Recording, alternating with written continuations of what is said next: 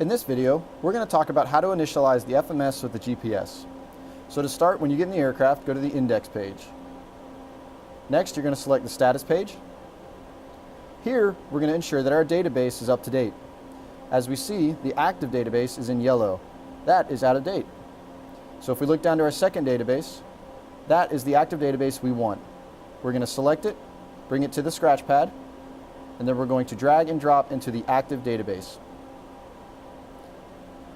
And it is up to date. Next, we're going to go to Position Initialize.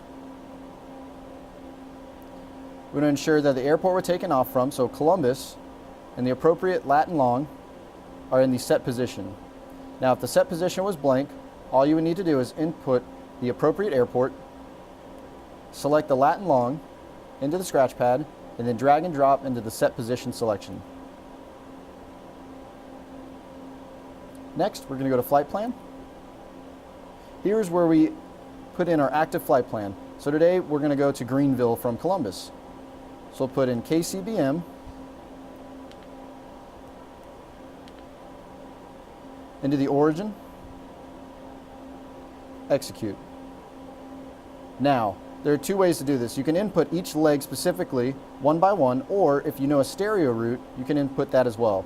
For the stereo route, go to Secondary Flight Plan, Route Menu, Pilot Route List, and here you're going to select whatever stereo route is appropriate for your flight that day. So today we're going to select Whiskey 2. Now it takes us back to our Secondary Flight Plan page. Columbus is the origin, the route is Whiskey 2, and our destination is Greenville. Now we want to put this into the Primary Flight Plan, so we're going to select Activate and Execute.